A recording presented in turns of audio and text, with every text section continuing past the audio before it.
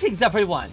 Hipster the Wolf here, and I want to apologize for my absence here on the channel. Been having a lot going on in my personal life, and my video editor, Traveling Arrow, has been caught up in this miserable life predicament children these days like to call college. So I figured it's time to rectify the silence. Also, I feel really bad asking him to make videos for me all the time because I can't afford to pay him. However, since this theory is kind of predicting story elements in Kingdom Hearts 3, which at the time of this video's upload will be coming out either tomorrow or today, I figured I'd introduce a little spin-off series for Snooty and the Beast. These videos will be much simpler to make, like a small scripted podcast editorial if you will. So welcome to the first episode of Cursory Conjectures. From now on, if I haven't made a new Snooty and the Beast episode in a while, I'll just whip one of these up. That way you can get your hipster theory goodness without starving for the next episode. Alright, enough waffling around. Let's talk about Kingdom Hearts 3. I'm just saying right now, I am super hyped for this game.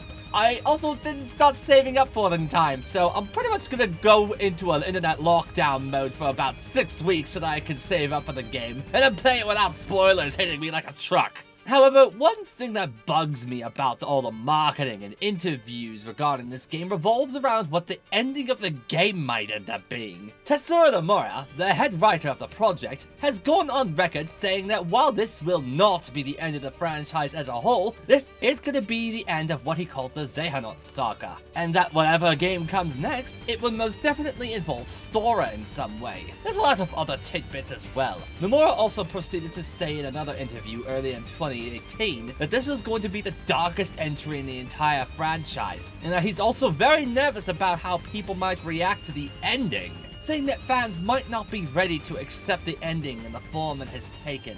Now, with an interview like that, it doesn't take more than a few brain cells to fit together that something terrible is going to happen to Sora and his friends in this adventure. And by the looks of the final battle trailer that dropped a few months before the game's release, I would be keen to bet money on it. Now, many months ago in the early stages of 2018, Traveling Arrow and I actually had a Snooty and the Beast planned about our speculations about this very subject. His theory was Sora is going to sacrifice his ability to use the Keyblade in order to save everyone. He will lose his ability to wield the Keyblade entirely, and it would render him totally powerless. I did agree that this was a very compelling theory, however, it flies in the face of Nomura saying that Sora is going to be involved in the future series. Plus, Sora already lost his ability to use the Keyblade at the end of Dream Drop Distance, and he's gonna get it back in Kingdom Hearts 3, so that's just a redundant plot point, honestly. No, I think the ending is gonna be something much worse. I actually think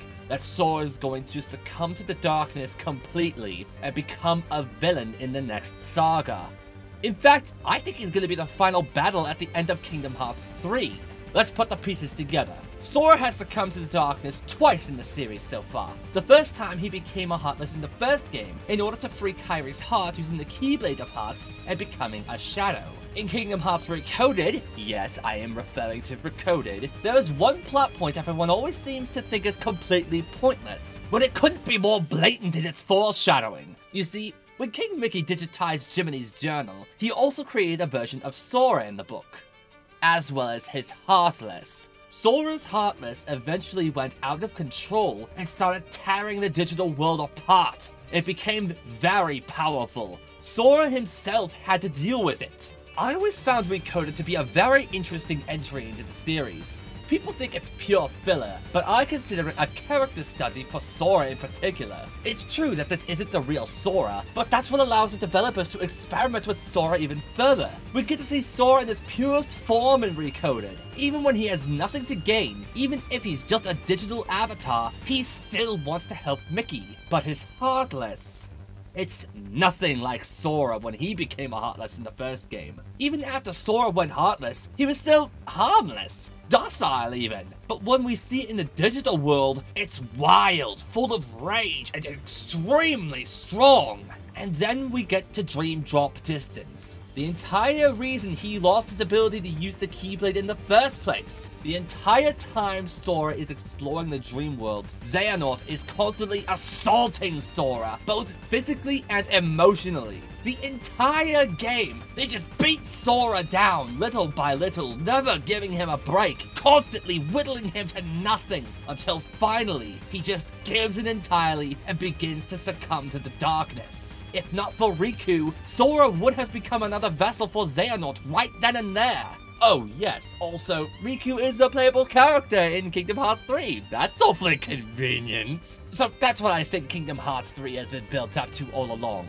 Xehanort has been keeping his schemes very close to his chest, but every time Sora and friends were able to stop Xehanort in some capacity, he still manages to maintain some level of victory. He has always been one step ahead in every facet of his plan, and corrupting a heart as pure and innocent as Sora is perfect to finally forging the true Keyblade and opening Kingdom Hearts. But I also think that Sora will be able to resist Xehanort's influence and retain his free will, except he'll still be corrupted by darkness. And now we'll have another evil faction to deal with. But now I think I might be taking this theory a little too far. What do you guys think? Do you believe my theory is sound? Or do you think that this theory is even more crazy than Kingdom Hearts already is? Let's get this discussion going. Hope to see you all on another Cursory Conjectures. This was refreshing, just talking without worrying about visuals to accompany it.